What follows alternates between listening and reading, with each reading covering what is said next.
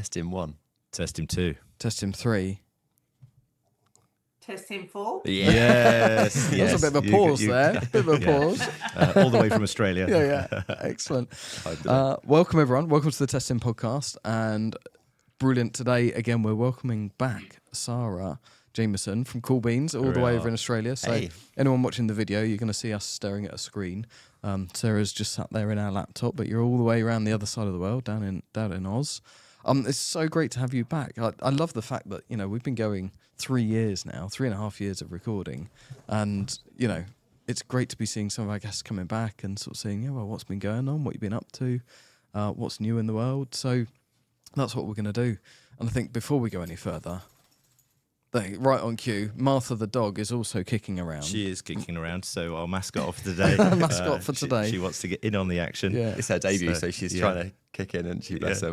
She doesn't know what the score is today. Yeah. But she's Martha trying her the best baby. to get involved. So I think she's coming up on my lap. There we Do you want to come up? And Pull up. any snuffling, any sounds. Here she is. Mike's dog Martha is on the podcast for the very first time. Right. There you go. I mean, Debut. and anything could happen in this one. Right, Saara, it's not about Martha the dog, it's about you. What's been going on? You've been very, very busy. Looking at the socials, award-winning this, award-winning that. How are you? What's been going on since we last spoke to you, which was a good year ago, if not longer? No, it's been busy here. It has been non-stop. It's been super exciting time. When we recorded the podcast, we had just the last podcast we had just launched. And so we've been in market now a bit over a year and a half maybe. Mm-hmm. And it's really exciting. So we obviously entered the market in male fertility. This stemmed from my own infertility journey. But we're now being used across so many different verticals, which is so exciting, helping men not just within fertility, but helping them mentally. We're now looking to work with different industries within mining, defense, to help improve productivity, motivation by just helping men feel better, think better. And I've also then put all of those thoughts, those journeys, those stories I've heard, my own story, into my own very own. Yeah. Oh, wow. Look at this. Which I can't believe is actually live.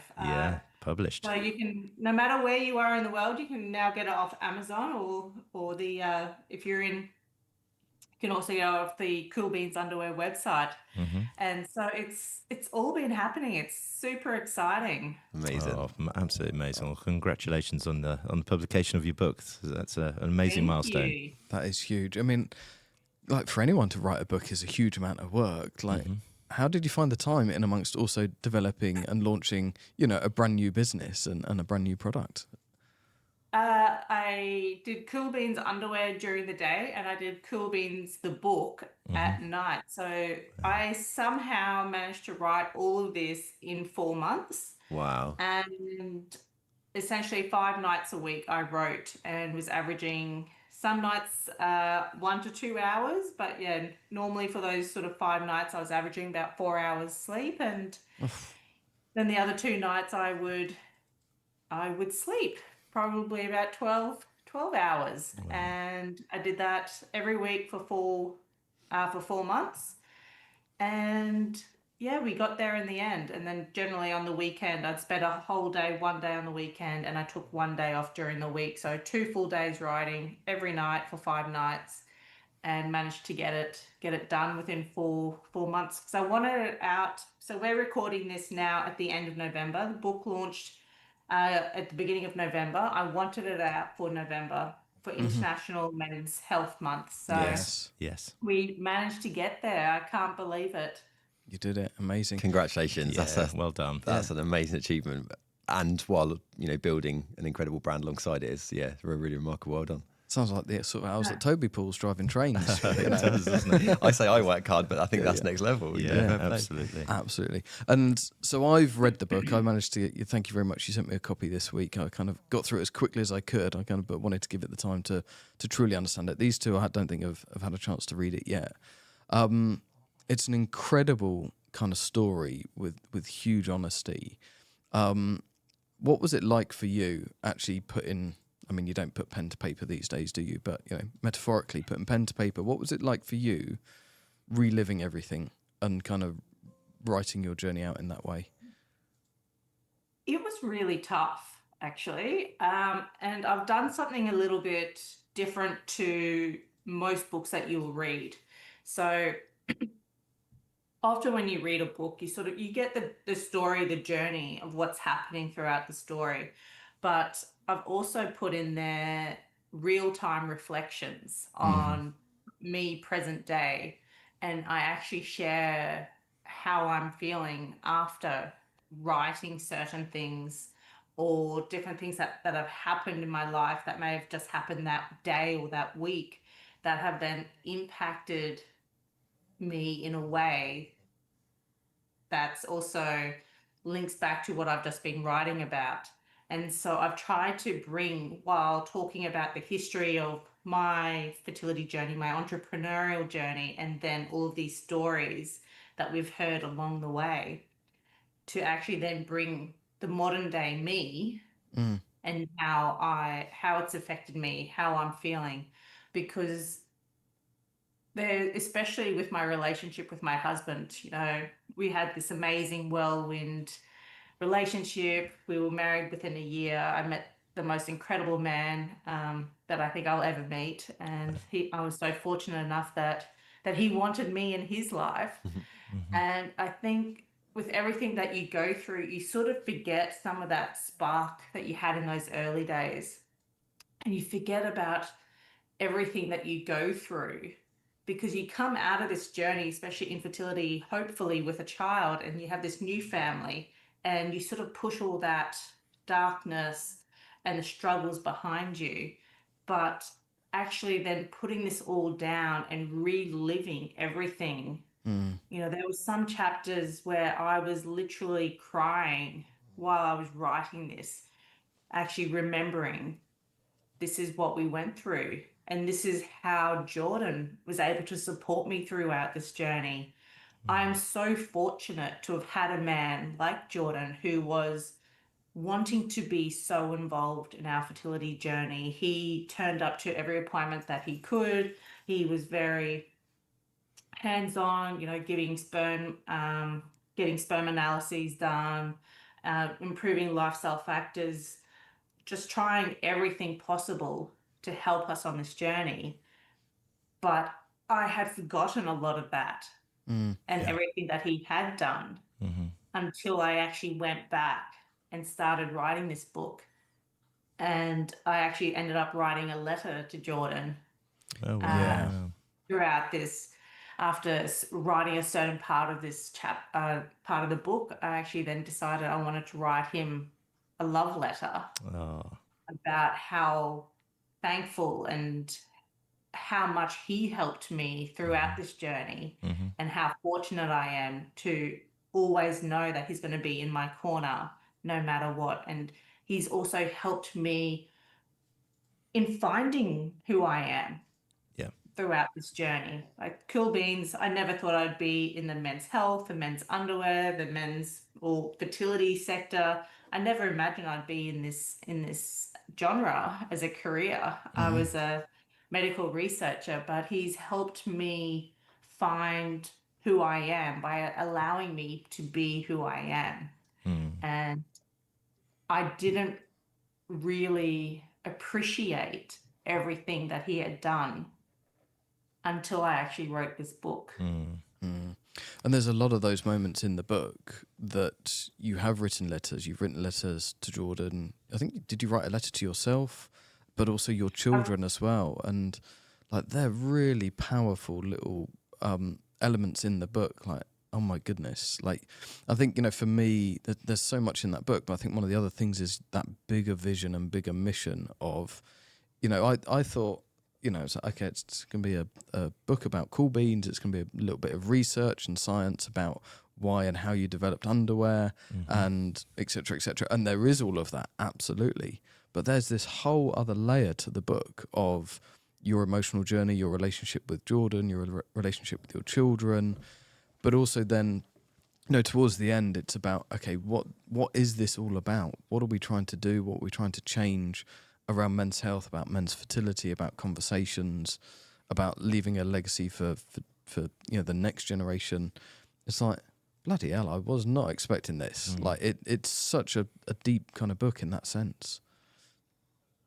Well, if we know that men's health is declining, we know men's fertility is declining, and we know that that is now having such an impact on that next generation. We know the healthier your sperm is, the healthier your offspring will be.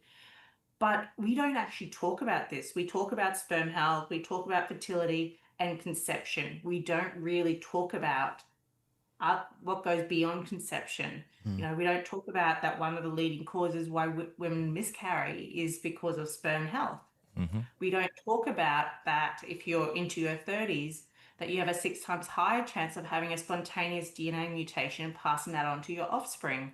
We don't talk about that lifestyle factor. So if you're looking at natural conception versus going through reproductive services, because so many people don't improve their lifestyle factors when they're going through reproductive services, or we know that there's women going through they have polycystic ovaries or suffering with endometriosis, that we know that there's this issue on the female side that men are then not improving their own lifestyle factors, that the children then being born through these reproductive services don't have as high a health as those being conceived naturally, where the parents are putting such a large focus on improving those lifestyle factors. And so we need to start recognizing this and making this more common knowledge, so people are aware that the things that they're doing today is not only impacting their chances of conception, but the health and fertility of the next generation coming through as well. And then how do we actually, when you do have children, how do we actually start talking to them and preparing them for what's currently happening in the men's health space? Yeah, absolutely. And I think, I think there's also a lot of science in the book as well, in the sense that, so at the end of every chapter, there's what can I do? What can I do as a man? What can the woman do? What can we do as a couple? So there's real kind of practical steps, but also every chapter is then, here's the reference, here's the science that backs this up, because there's some big stuff in this book. There's some big claims. There's some big kind of science in everything that you've just said, like DNA fragmentation, the impact that has on the pregnancy, on the future health of the child. It's like, this is all stuff that we talk about all the time. All the time, yeah. But you've referenced all the scientific papers that support this. There is the science out there. And I think the other thing for me was actually, I don't think I I'd heard your history, in terms of your background and your previous work, because you'd been out on the Serengeti or wherever it was studying big game, but you'd been looking at testicular function or sperm health in other kind of animals, hadn't you? Yes. So when I was at university, I did a lot of study into anatomy, physiology, fertility, reproductive health, but there's a lot of data on sperm quality in bulls. So because there's a lot of AI that happens within breeding bulls, and so we know that those that have had testicular heat stress, that's not a time when you're having these big heat waves that you actually want to extract sperm. You want to wait till you've had a good consistency of good weather, and you haven't had those heat waves before you're extracting those sperm samples to then sell and use for AI.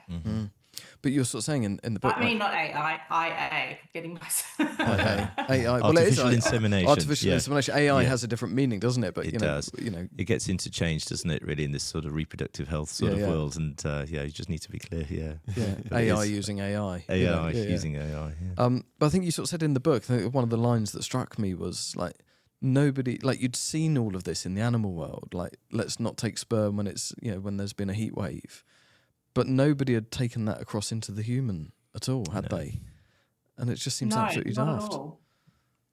And now we know that, but there's so much clinical studies that have been done on testicular heat. You know, scientists have tried some very obscure things to try and reduce testicular heat, especially in white collar workers. So we know, because white collar workers are generally seated predominantly throughout the day compared to blue collar workers who may be laborers or builders and things like that, where they're standing, that those men who are seated have much higher infertility rates than those who are standing throughout the day.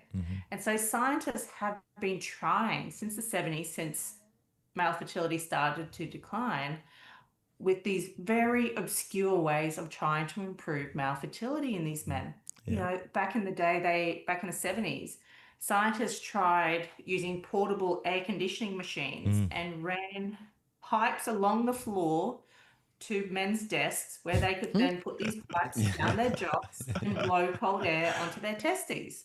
Seems archaic, doesn't it? Yeah. But Yeah, I had no idea that was a thing. I mean, this is the thing, though, Saara, isn't it? That we've known, in the scientific world for quite some time the impact of heat and heat stress on testicular sort of function and so forth. But actually, nobody's really been addressing it, have they, at all? No. Until quite recently, and with the help of people like you and many others, we're starting to recognise the impact of heat stress and varicoceles and various other things that can go on with testicular function in this space. And that's what we need to talk about. We need to make sure that men are aware of the environment that they're working in, the clothes that they wear, and the type of exercise that they do, and make sure that everything, your tackle, is protected.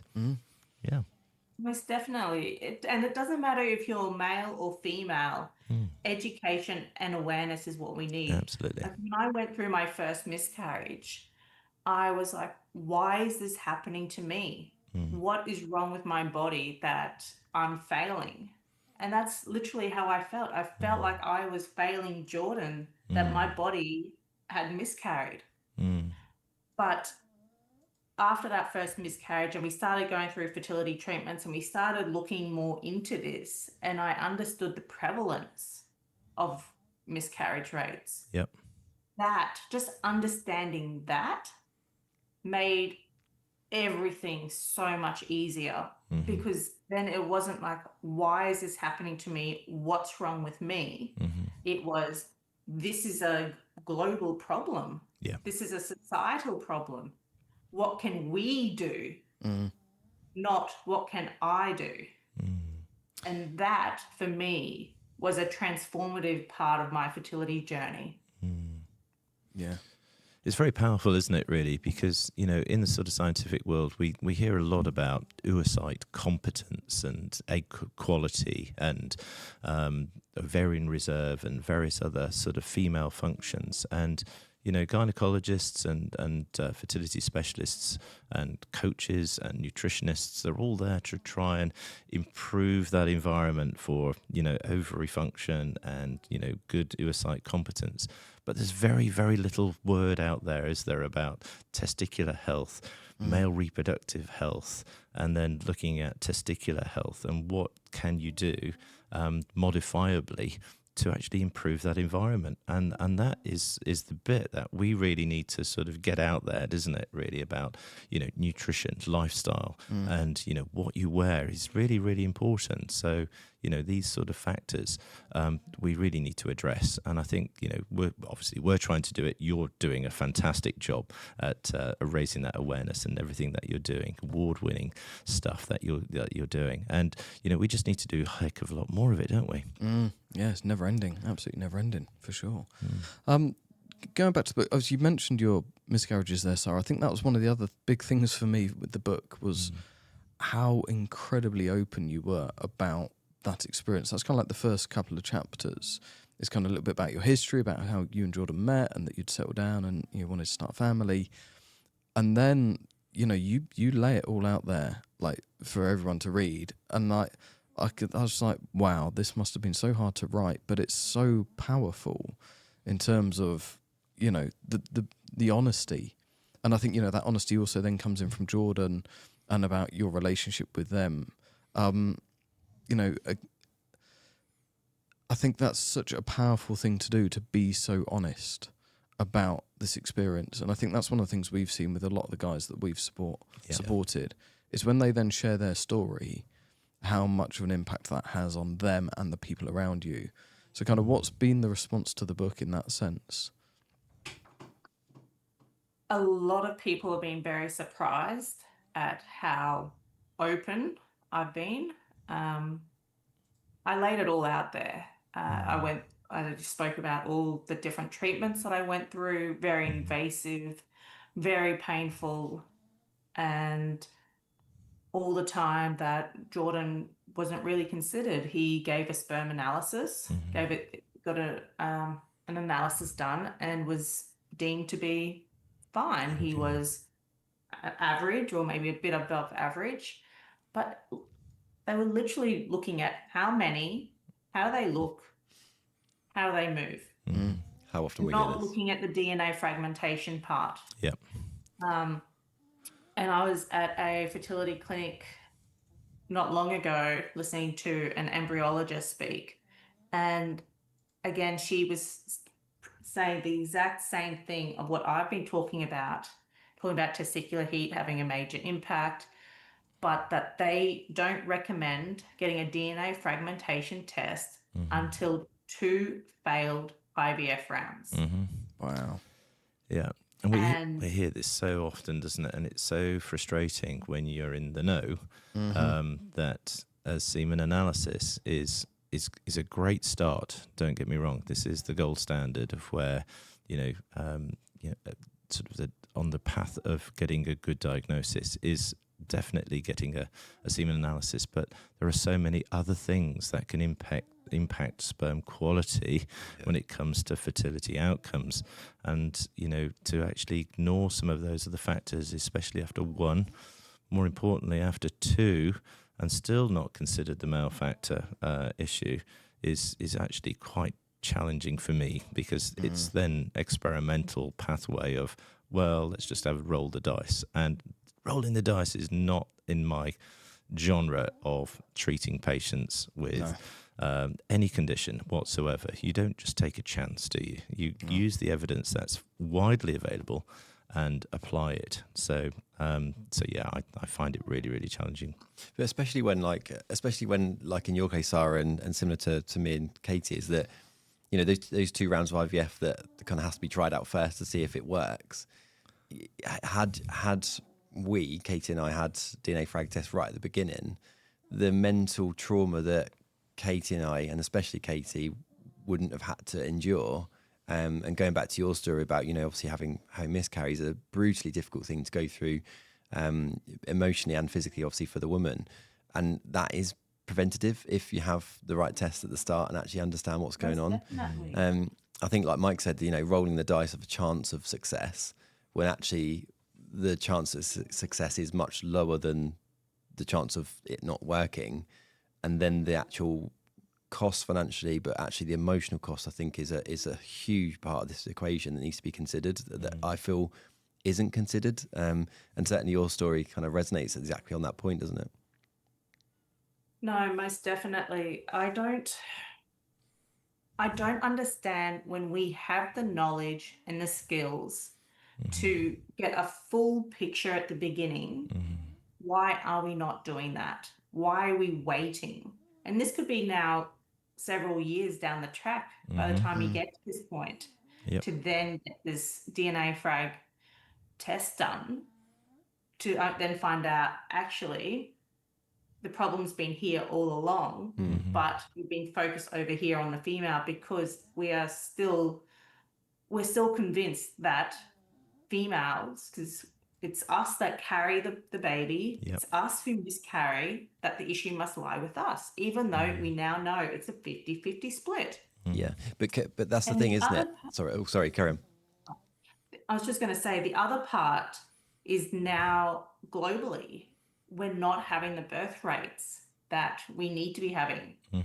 And there's a lot of couples now choosing, because of the financial cost of living and raising children, now choosing not to have children. But there's a huge amount of people who want to have more children, but it takes them so long before they can actually have their first child, that they end up running out of time before they can actually grow their family to the point that they want to. Mm-hmm.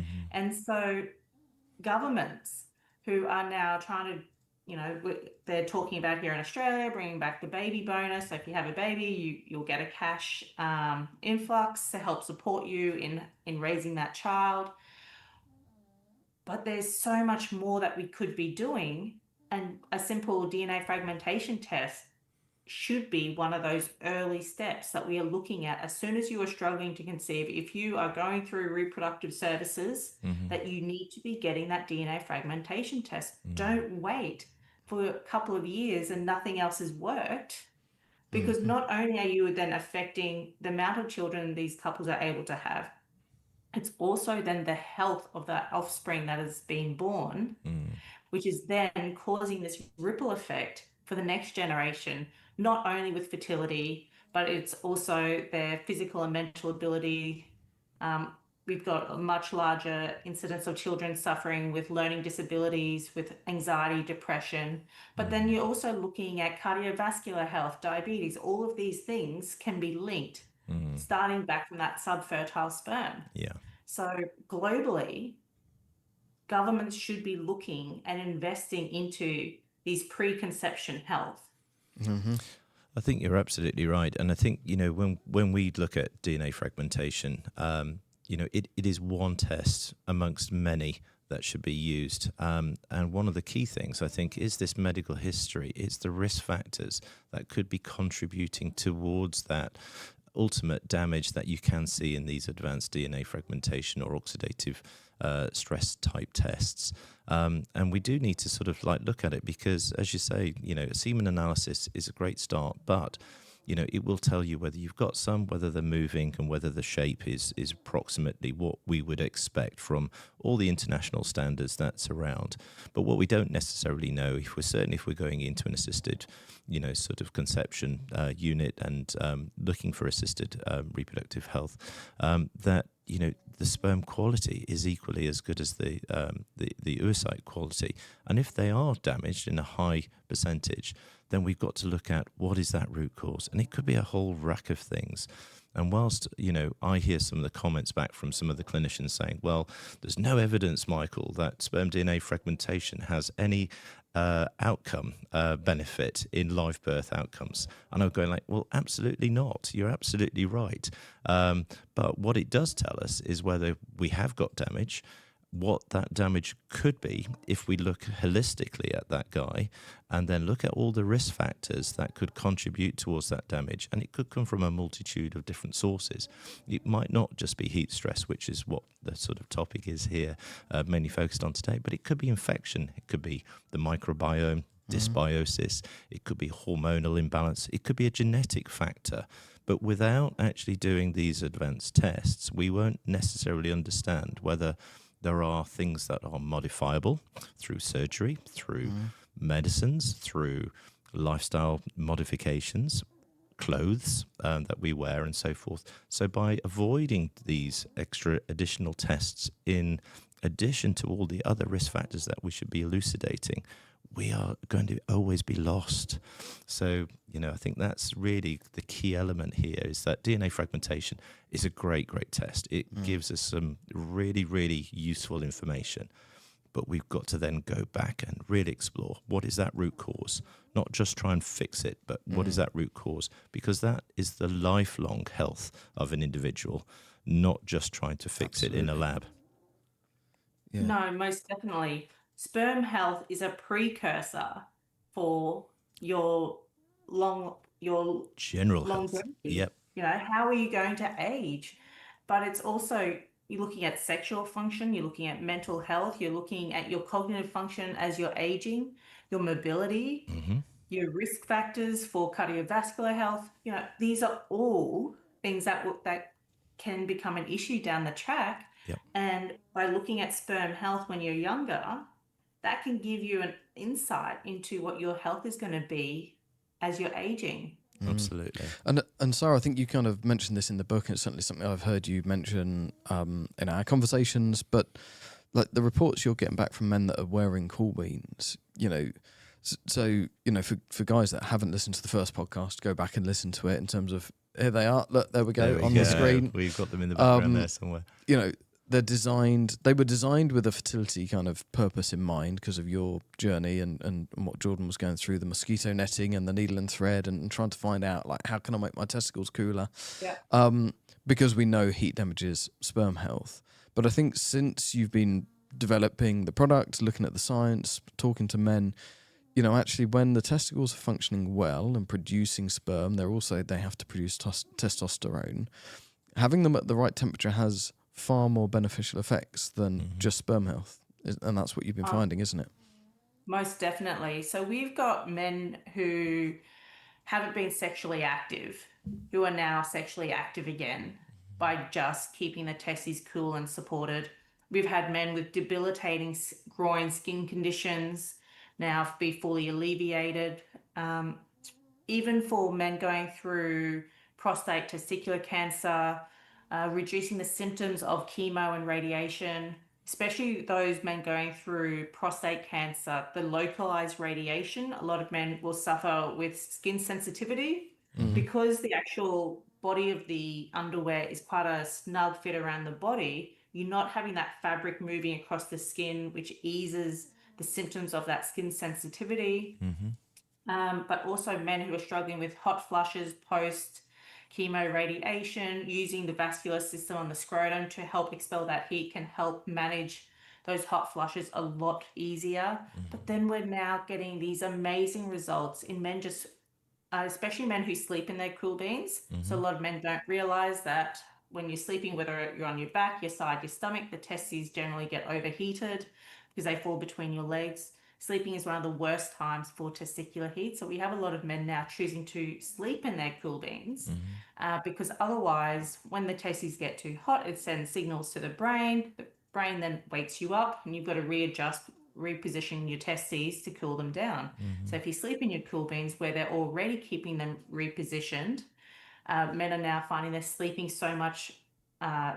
sleeping smoothly throughout the night. They're not having to wake up, and they're waking up now just feeling a lot more refreshed, like they've had a proper night's sleep, which is then affecting their motivation, their energy the next day. And we're seeing now an increase in productivity, mental health, but also those social interactions in workplaces where there could be a high tension interactions or very stressful environments.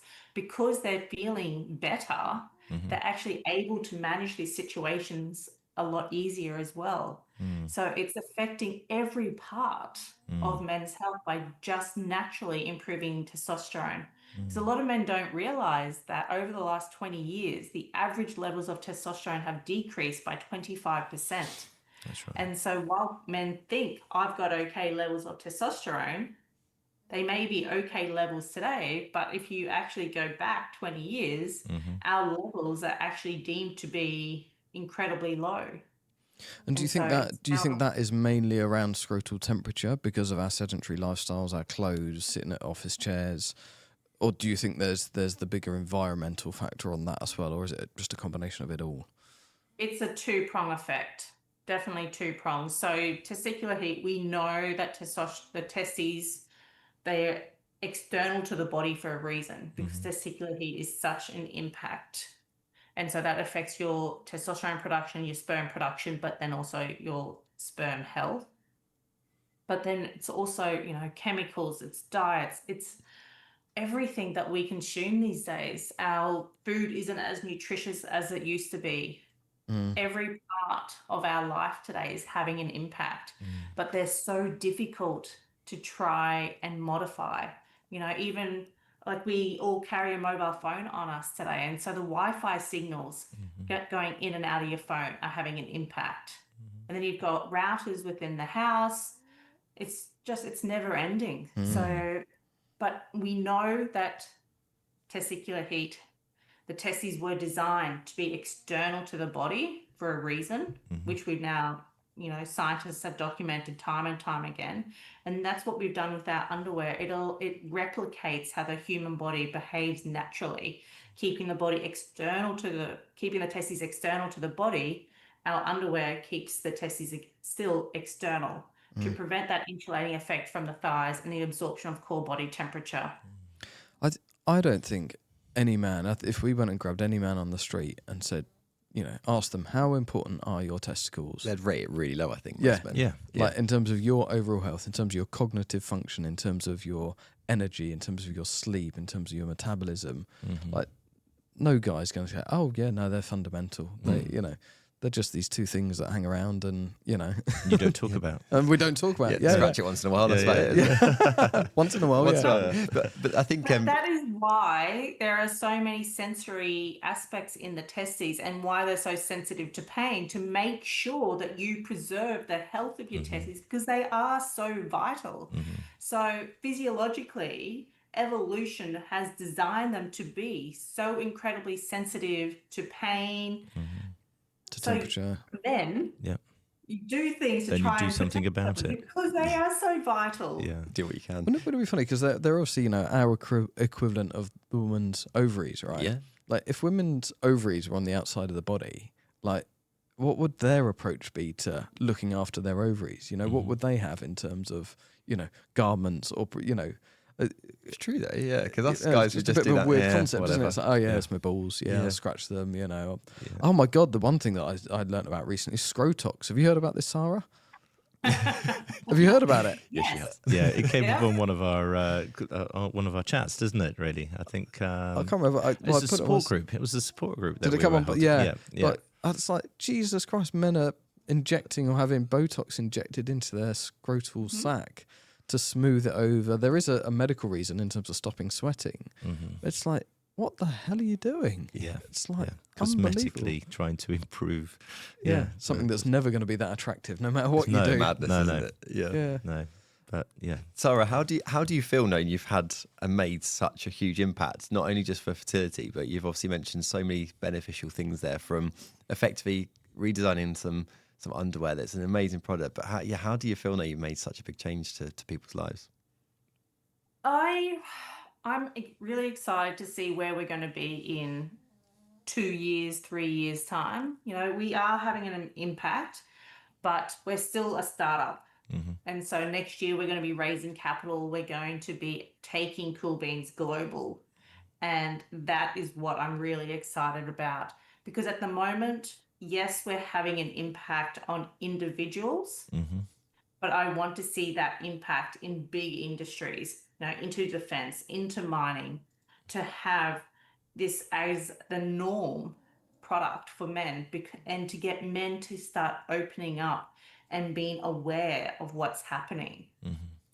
And I think the biggest impact that I've seen resonating with men, because still a lot of men don't want to, you guys are that you're an exception, your network is the exception, but there is a lot of men who still don't want to talk about this. They want to just put their head in the sand and ignore it all. What I want to see is that we change that narrative and we make this okay to talk about. And part of the messaging that we here at Cool Beans use that really seems to resonate and work and get men to be more interactive and involved in this journey is educating men that it's not a sign or a deficiency on them, that this is actually something, it's a societal problem. It's something we are living differently today, and it's affecting our biology differently. So we need to start thinking about this differently. And by understanding that this isn't necessarily something that you are doing, which was the same with me with my miscarriages, it's that education and awareness that this isn't a sign on you. Societally, we are living differently, and that is why this is happening. And the fact that you don't need to have an issue to wear Cool Beans. It's about enhancing your chances of conception and offspring health, and then also improving your long-term health. And by bringing that type of language and awareness to men, that seems to really help. That it's not, oh, you have, you're infertile, or your sperm isn't good enough, or you're doing this that's wrong. It's taking that completely off the table, because that's not what's actually happening. It is that we are living differently. We weren't designed to be sedentary people, but we are. So we need to start treating ourselves and our garments differently. That is such a powerful message. I absolutely love that, Saara. I think you've summed that up beautifully. That, yeah, this is not necessarily something that you're doing. This is far bigger in terms of the environment, the world, the way we live our lives, which kind of reminds me of a book that we've mentioned on this many times now, because it's like one of my favourite books, Ultra Processed People. And it's all about ultra processed foods and the food industry and this, that, and the other. And it's like, and he talked about obesity, and that, you know, people, you know, obesity isn't actually always somebody's fault. You know, I think, you know, you look at obese people and think, oh, you eat too much, or you eat the wrong food, or you're lazy, or this, that, and the other. It's like, well, actually, it's not that. It is, our food system has changed. Mass manufacturing has changed. So the food you're eating is, you know, completely different to what your body is used to and needs, and you're fighting against that. And I think it's exactly the same kind of parallel here with fertility. We're fighting against everything around us in our world, and the way we live is just not designed for us to be as super fertile as we used to be. And therefore you've got to be aware of this and do the things that you can do to try and optimize your fertility.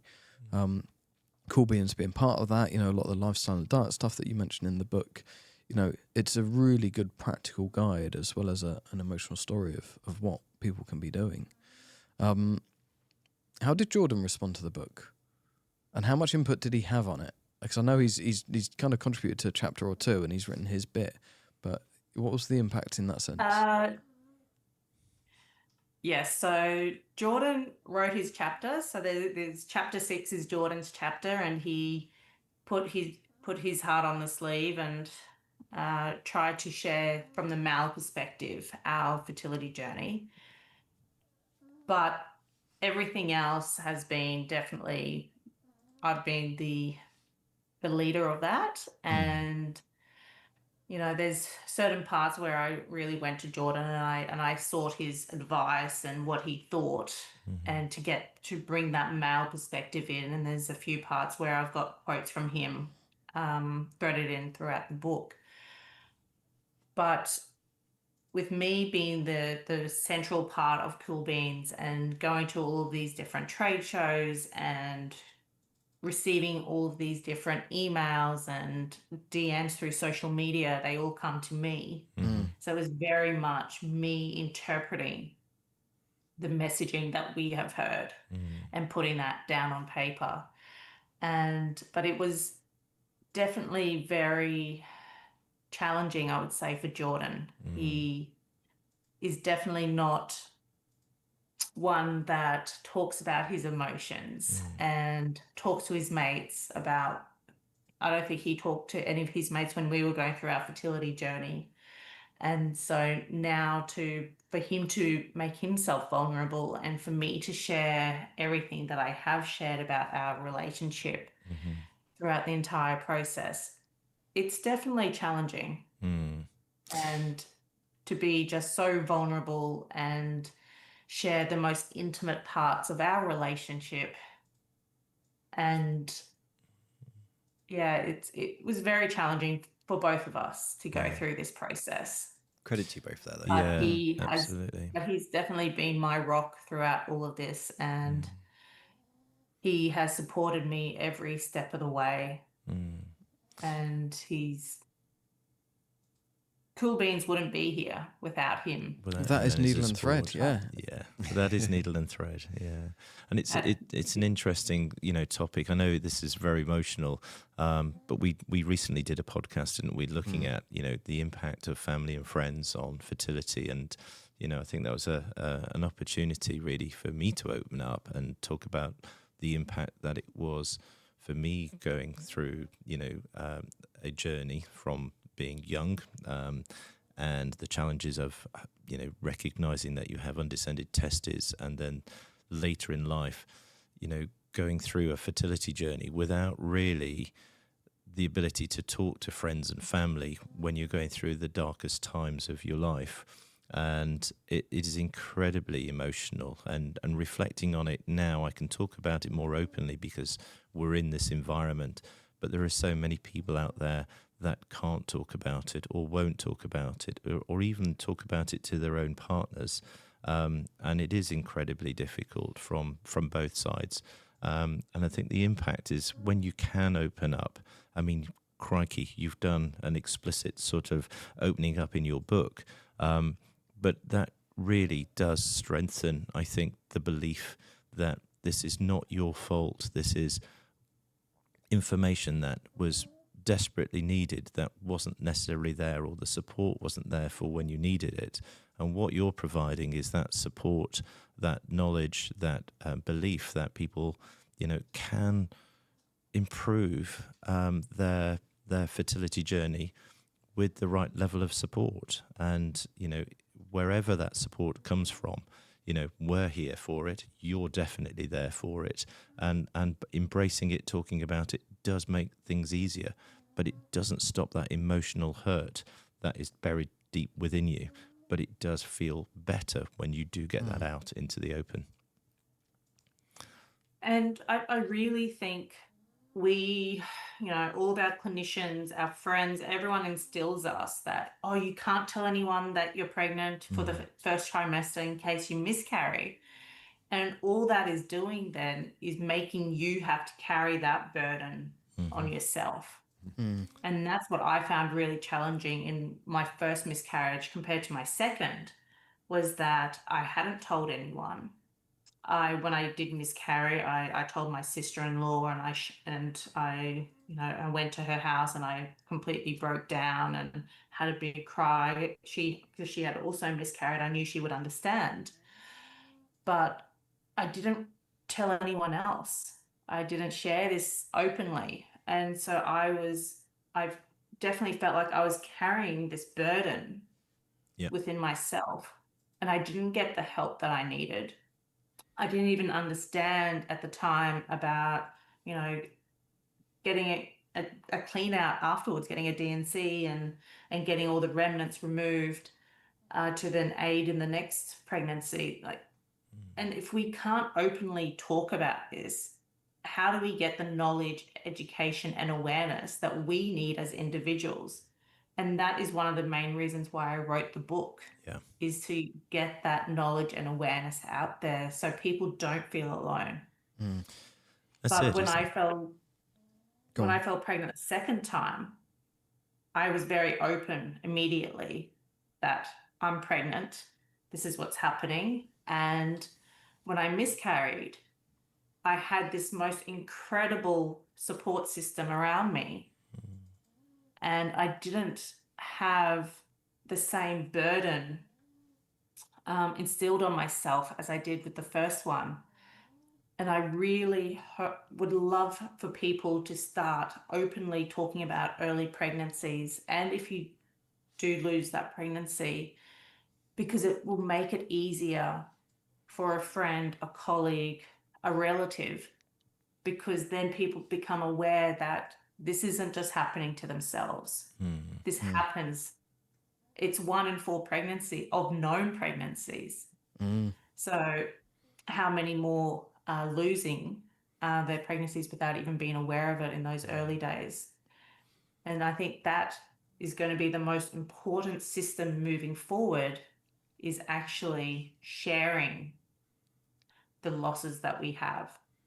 Absolutely. I mean, it's so unfortunate when miscarriage does happen, but I think there are a huge amount of people out there that can provide support. There are agencies, there are charities, there are actual individual support groups, and I think that's one of the things that I wish I'd done a long time ago, even as a man, holding all this burden of responsibility and so forth, is that you open up, because now I feel as though I can open up, I can talk to anybody about my fertility, and sometimes it was only last week we went to a charity ball, and I was very open about it, and somebody said, well, what do you do? And I was, well, actually, you don't really do you really want to know? And, make light heart of it. And I said, well, I just deal with sperm. I'm just like a sperm doctor. And they're going, what on earth are you talking about? And I said, well, I've had my own issues, and that's what we specialize in. We specialize in men's reproductive health and sperm. And they go like, oh my God. And, by being open about it, it helps me, but it helps everybody else make it more palatable to talk about and raise the awareness and so forth. And, and I think it helps you be a better human being when you can put your heart on your sleeve, share your vulnerability, and actually, is it really a vulnerability, or is it something that we've all been sort of programmed to, to suppress? And I think we've all been suppressed at an early age to not talk about our reproductive health, organs and gonads and so forth. And actually, when it comes to big problems later on in life, when you're trying to conceive or you have a miscarriage, these are the suppressed feelings that actually we need some help with, because it's emotional help, not just the physical hurt and pain that you go through. It's like, how do you cope moving forwards, talking with family, friends? Where can you get the energy from to move forward? And it is a common phenomena. It's a very unfortunate common phenomena, but it's often a phenomena because we haven't explored enough about what our reproductive health is, status is, what the risk factors are, and what we can do about it. So, doing what you're doing what we're doing is so important for future generations and families to come. But having happy, families which are healthy is so important too. It's not just having a baby, it's about having a healthy baby and healthy families for futures to come. And I think Saara, you said something back there about, talking to people and building your network and this and that. And I think this was the other thing that came to me from the book, and maybe this is where we'll perhaps begin to wrap things up. But, when you buy a pair of Cool Beans or you wear a pair of Cool Beans, you're supporting you as an entrepreneur and as a business. But actually, this was definitely the message from the book. It's like, Cool Beans aren't just a pair of pants. This is just not. These aren't just pants that you put on, you wash a few times, that you wear them for a year or two, and then you chuck them in the bin. They're a mission. They're a vision. They're a vision for change.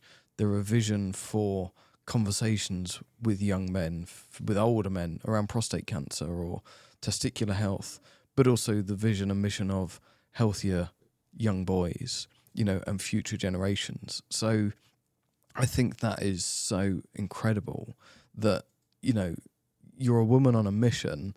It's built around a pair of pants, but it is so much bigger than that for you, isn't it? No, most definitely. And end of the day, the mission really goes back to my kids. Like, I'm really scared for my kids when they're going to be of age to start having their own families. We very well could be raising a last generation that can conceive naturally because male fertility is declining so rapidly. So how can I help preserve their health and fertility and conception to allow them to at least have the option to try to be able to conceive naturally? And I can't just look after them because they're going to have their own partners. So to help them, I need to improve men's health globally. And that is how I'm going to help my children, your children, my grandchildren, the next generation. It's about looking ahead and supporting all of those men around us today to then improve the health and fertility of that next generation coming through. And if you've got children, it starts with when they're young. Don't wait till they're teenagers and things are awkward and kids don't want to talk to you about hormonal health and periods or ejaculation and all of these things. Start when they're young. So like, I have these conversations with my kids. They know when I'm on my period. They know about tampons, pads, menstrual cups. My kids are 6 and 8. They understand. I talk to them when I'm having a very stressful day. If I'm having a very stressful day and I've got a bit of anxiety or something's happening and I need a bit of support, or maybe I just don't have the patience as I normally would with them, I share that with them to help bridge that emotional education with them, so they can sort of see mum can talk about these things, that I can then talk about these things as well.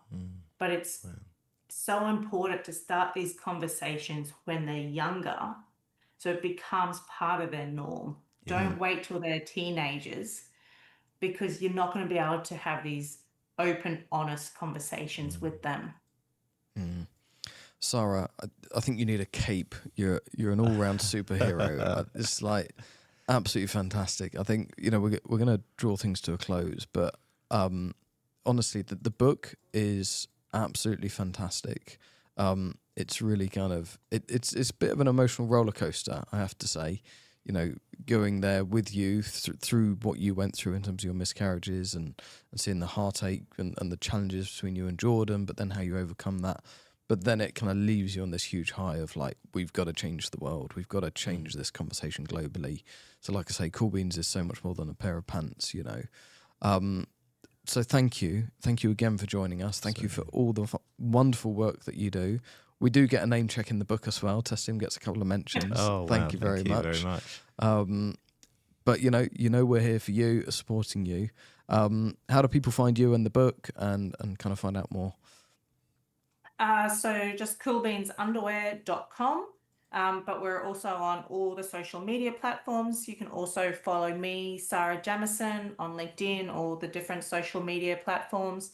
And please, if you do have questions, please just DM me, or you can fill out the form on the website. And if you do want to pick up a copy of the book, if you're in the UK, go to Amazon and you can purchase it through there. Rest of the world, you can purchase it directly from my website or again from the Amazon store. And there is also the Kindle version as well if you are interested.